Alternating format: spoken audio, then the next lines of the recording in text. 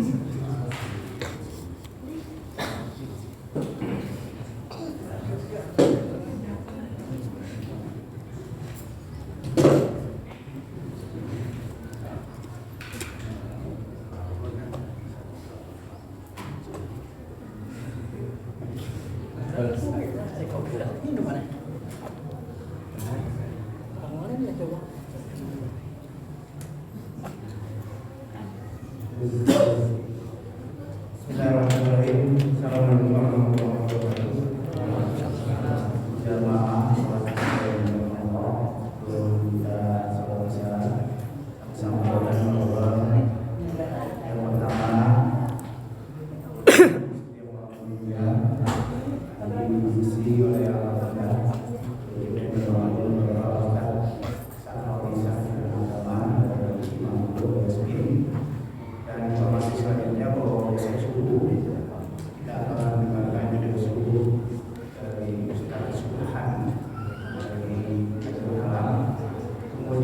minggunya kita berbuka bersama dengan Ustaz Sarwanisa yang bernama Ustaz Wali. Jadi ada juga saya yang insya Allah orang ini kita hidup semuanya. Mungkin itu aja informasinya. Silakan pada Ustaz Wali untuk Imam Al-Fatihah. Kiranya terima kasih. Assalamualaikum warahmatullahi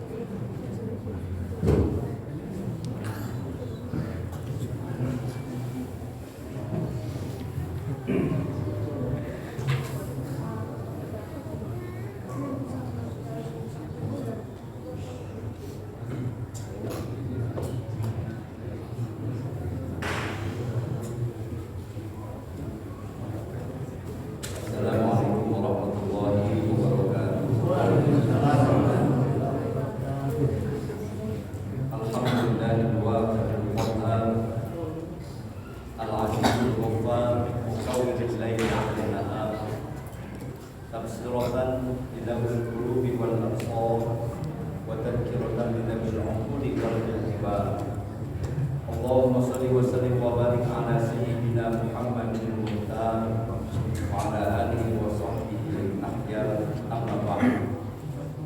Hadirin jamaah yang saya hormati dan dimuliakan Allah Subhanahu wa taala. Allah telah memberikan kita berbagai nikmat, berbagai karunia yang kalau dihitung kita tidak akan mampu menghitung. Tetapi bukan harus kita hitung nikmat itu, tetapi harus kita syukuri. Sehingga dengan kenikmatan itulah, dengan kesehatan itulah, panjang umur itulah kita berada pada malam ini, yaitu Ramadan yang ke-18. Berarti kita sudah melaksanakan puasa 17 hari. Bagi yang sudah 17 hari, kalau ibu-ibu mungkin ada yang kurang. Kalau laki-laki saya yakin sepanjang tidak ada uzur, ya, uzur secara syar'i, berarti puasanya sudah 17 hari. Alhamdulillah. Nah, selama 17 hari sudah kita lalui. Mudah-mudahan Allah Subhanahu wa taala terus-menerus senantiasa memberikan kita kenikmatan, kesehatan dan kekuatan sehingga kita mampu melaksanakan ibadah puasa ini dengan baik sesuai dengan harapan yang disampaikan oleh Allah Subhanahu wa taala dalam surah Al-Baqarah ayat 183. La'allakum tattaqun. Dengan puasa Ramadan yang kita lakukan agar kalian semua menjadi orang yang bertakwa. Jadi inti dari ibadah puasa adalah agar orang-orang mukmin yang dipanggil itu kan orang mukmin. Hai orang yang beriman, kalian diwajibkan kalian berpuasa supaya apa? Tattaqun, agar kalian menjadi orang yang bertakwa. Menjadi pada hakikatnya puasa yang kita lakukan ini adalah untuk meraih derajat takwa. Kita beriman, tetapi belum tentu derajat takwa itu melekat dalam jiwa kita.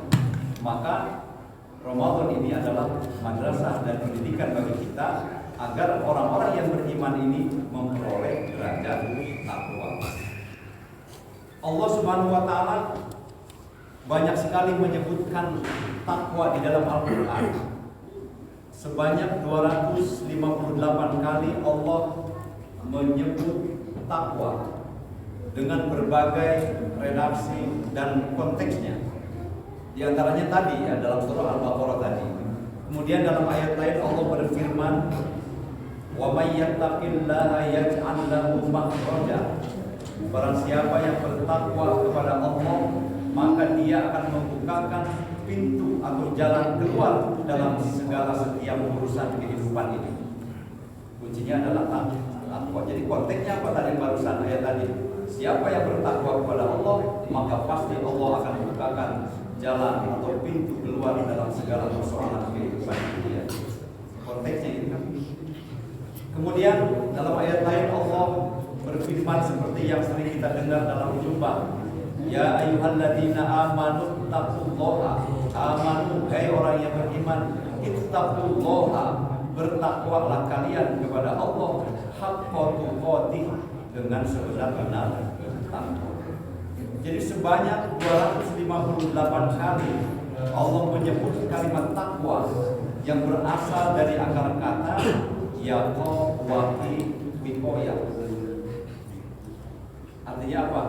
Menjaga diri, memelihara diri. Jadi puasa yang kita lakukan tidak hanya sebatas tidak makan, tidak minum, tidak melepaskan hak nafsu, berhubungan suami istri di siang hari, tidak sebatas itu saja, tetapi bagaimana kita mampu mengekang jiwa kita, mengendalikan nafsu kita, agar kita dalam keseharian kita, dalam kehidupan kita sesuai dengan tuntunan Allah Subhanahu wa ta'ala. Nah itu. Jadi puasa yang kita lakukan sepanjang Ramadan ini harus ada keinginan kuat dalam hati kita, mampukah kita memperoleh derajat takwa.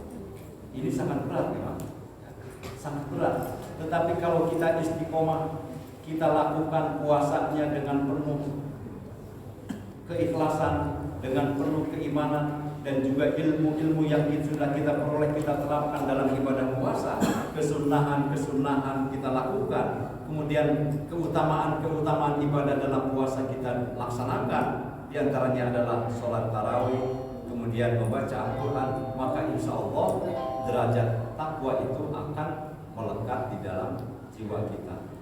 Amin ya Allah ya Rabbal alamin. Kemudian mengutip ungkapan Sayyidina Ali karramallahu wajhah. Beliau adalah sahabat Nabi yang sangat dicinta oleh Nabi. Beliau adalah Khulafaur Rasyidin, khalifah yang keempat, penerus perjuangan Nabi. Setelah Nabi wafat itu adalah khalifah. Setelah khalifah yang keempat, kemudian dilanjutkan dengan tabi'in, pengikut Nabi. Jadi setelah khalifah, masa itu disebut dengan tabi'in. Setelah tabi'in ada lagi tabi'in, para pengikutnya sahabat, ya, para pengikutnya khalifah disebut juga adalah tabi'in. Jadi di bawahnya lagi. Jadi generasi ketiga setelah Nabi, sahabat, kemudian ada khalifah, ya, sahabat dan khalifah, kemudian ada tabi'in, kemudian setelah itu adalah para ulama salafus saleh, ulama-ulama terdahulu, generasi setelah tabi'in. Nah, Imam Ali bin Abi Thalib karramallahu wajhah pernah menyampaikan bahwa orang-orang yang berkuat, orang-orang yang bertakwa itu harus mempunyai 4 sifat utama. Yang pertama adalah al-khawfu minal jalil. Ada empat. Orang yang bertakwa itu harus melekat dalam dirinya ada empat. Pertama, al-khawfu minal jalil. Dia merasa takut kepada Allah Subhanahu wa taala yang Maha Agung. Sudahkah dalam hati kita, dalam jiwa kita ada getaran rasa takut kepada Allah ketika kita melakukan dosa? Adakah rasa takut kita kepada Allah ketika kita terbesit dalam pikiran kita akan melakukan satu kesalahan? Kalau itu ada rasa takut kepada Allah akan terjebak atau masuk ke dalam kemaksiatan, maka itulah dinamakan orang-orang yang dalam hatinya ada takwa. Jadi al-khawfu minal jalil, benar-benar takut kepada Allah. Jadi takutnya kepada Allah, bukan kepada manusia. Kalau saya berbuat salah sedikit saja, boleh jadi kesalahan itu tidak merugikan orang lain, tetapi namanya kesalahan itu berdosa kepada Allah Subhanahu wa taala. Ada rasa takut di situ kita untuk melakukan itu, maka berarti dia sebenarnya sedang al-khawfu minal jalil. Rasa takutnya dia bukan kepada manusia, bukan kepada siapapun, tetapi takut kepada Allah Subhanahu wa taala. Maka itulah disebut dengan takwa. Kemudian yang kedua adalah al-amalu bitanzil. Orang yang bertakwa, sifat kedua adalah dia beramal sesuai dengan apa yang diperintahkan Allah. Dia melakukan apapun sesuai dengan yang disyariatkan oleh Allah, sesuai dengan Al-Quran, sesuai dengan hadis. Apapun yang dia perbuat, al-amal. Jadi amal itu tidak hanya sholat saja, tidak hanya puasa saja, tidak hanya zakat saja, tetapi al-amal itu artinya apa? Seluruh perbuatan, seluruh aktivitas harus sesuai dengan bitanzil, sesuai dengan aturan yang diberikan oleh Allah Subhanahu. Maka di situ dia sudah mulai dalam jiwanya ada sifat takwa. Jadi dalam keseharian kita, kalau kita melakukan sesuatu, kita juga harus merenung dan berpikir, apakah yang akan saya lakukan ini sesuai dengan aturan Allah? Apakah yang sudah saya lakukan ini, perbuatan apapun menyimpang dari perintah Allah? Kalau sudah ada rasa itu, berarti insya Allah dia akan sudah memperoleh gelar atau derajat takwa. Itu yang kedua. Lalu ciri yang ketiga, orang yang bertakwa itu adalah ar-ridho bil qalil. Dia ridho terhadap apa yang sedikit. Apapun yang dia peroleh pemberian Allah, walaupun hanya sedikit saja, tapi dia ridho, dia ikhlas. Ridho atas ketetapan Allah, dia terima dengan ikhlas. Ridho berarti dia orang bertakwa. Jadi kalau kita ini kan diajarkan ketika kita berpuasa, apapun yang ada depan kita, insya Allah kita ikhlas, ridho. Ada air putih ditambah satu buah kurma, insya Allah kita merasa cukup, betul ya Pak? Selama puasa insya Allah cukup. Ketika datang waktu maghrib, Allahu Akbar, alhamdulillahirobbilalamin, kita minum satu gelas, satu butir kurma atau sampai 3-4 butir, insya Allah kita merasa cukup pada saat itu. Alhamdulillah. Mampukah kita di lain waktu selain Ramadan merasa cukup apa yang ada saja di depan kita? Apa saja yang kita peroleh, apa saja yang kita dapatkan, mampulah kita ikhlas. Jadi hari ini dapatnya sedikit amat misalnya, menggerutu tidak hanya kepada manusia tapi juga kepada Allah. Untuk kita nggak ridho namanya. Tapi kalau orang yang bertakwa itu ar-ridho bil qalil, walaupun sedikit ridho saja, karena itu adalah ketetapan. Terima aja, maupun kita kagak ridho, ya kalau Allah tidak berkehendak, Allah tidak akan memberikan yang banyak. Kita hanya diwajibkan untuk berikhtiar, berusaha, berbuat, kita hanya diwajibkan untuk berkasab, berusaha. Pada beberapa hari yang lalu, saya berjumpa dan diundang bertemu secara khusus dengan Habibana Al Habib Lutfi bin Yahya. Beberapa hari yang lalu hanya 6 orang lah kira-kira kurang lebih pertemuan terbatas. Alhamdulillah dapat kesempatan bertemu di forum yang khusus. Ketemu jam 3 di Masjid Bogor, Pasar Sedang Bogor. Jam 3 langsung makan sahur bersama. Selama sahur sambil ngopi begitu, sambil menunggu waktu imsak dan subuh. Beberapa hal yang disampaikan yang menjadi nasihat beliau, di antaranya adalah pertama, kita harus terus-menerus mengadakan majlis-majlis zikir kepada Allah dimanapun dan kapanpun kesempatan kita, baik itu di rumah kita adakan majlis-majlis zikir bersama keluarga, atau bisa di lingkungan, atau bisa di masjid, adakan majlis zikir untuk mengingat kepada Allah. Karena itulah yang akan menguatkan sebuah negara, sebuah wilayah. Kalau tanpa itu maka akan hancurlah sebuah wilayah.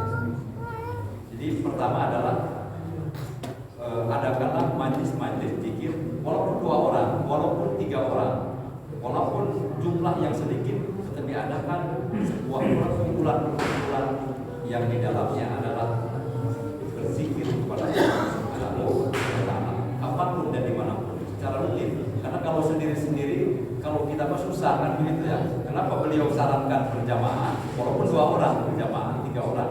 Kalau sendiri-sendiri susah kita mah. Itu yang pertama. Lalu yang kedua, beliau menyampaikan ridho terhadap pemberian Allah. Karena manusia, setiap manusia diberikan oleh Allah itu berbeda-beda. Keutamaan yang diberikan Allah berbeda-beda. Rezeki, cara Allah menyampaikan rezekinya juga berbeda. Tetapi Allah juga memberikan beban yang begitu besar kepada orang itu yang berbeda-beda. Maka ada rezeki itu, ada yang diperoleh dengan kasbi, ada juga yang dengan hasbi. Ada yang dengan kasbi, artinya setiap manusia atau orang itu dia harus bekerja, harus berusaha, harus berikhtiar secara fisik, dia harus berusaha. Baru di situ dia akan mendapatkan upah, baru dia di situ akan mendapatkan rezeki. Tetapi itu harus ditopang oleh ikhtiar dan usaha secara fisik yang dia lakukan. Tetapi juga ada Allah memberikan keutamaan kepada sebagian manusia yang lain berupa secara hasbi. Dia tidak pernah terlihat bekerja apapun, tetapi Allah menjamin rezeki dalam kehidupannya. Tetapi sungguh begitu besar dan begitu berat beban yang diberikan kepadanya. Baik itu ada yang sebagai ahli ilmu yang menyampaikan risalah agama, baik itu sebagai ahli zikir yang senantiasa mengingatkan kepada orang lain untuk berzikir kepada Allah, para alim ulama, para wali-wali Allah, itu diantaranya adalah yang diberikan rezeki secara hasbi. Allah mencukupkan kepadanya walaupun oleh kita tidak terlihat usaha secara fisik, tetapi Allah berikan rezeki cukup kepadanya, tetapi beban begitu besar juga yang diberikan oleh Allah kepadanya. Oleh karena itu, sekali lagi, bahwa orang-orang yang bertakwa itu adalah ar-ridho bil khair. Walaupun pendapatan kita, pemberian dari Allah sedikit, tetapi kita harus ridho. Maka itulah salah satu tanda orang-orang yang bertakwa. Itu ciri yang ketiga. Kemudian ciri yang keempat adalah al-isti'dadu ila yaumil qiyamah. Orang yang bertakwa adalah dia senantiasa menyiapkan dirinya untuk pulang ke alam bapa. Dia mempersiapkan dirinya dengan beribadah kepada Allah Subhanahu wa Ta'ala, mengumpulkan bekal untuk hari akhirat. Wa tazawwadu fa inna khairaz zadi taqwa. Berbekallah kalian karena sebaik-baik bekal adalah takwa. Hadirin para jamaah rahimahumullah, itulah 4 di antara sifat atau ciri-ciri orang yang bertakwa kepada Allah Subhanahu wa Ta'ala. Mudah-mudahan melalui Ramadan ini sedikit-sedikit secara istiqomah kita mampu melakukan hal-hal seperti yang disampaikan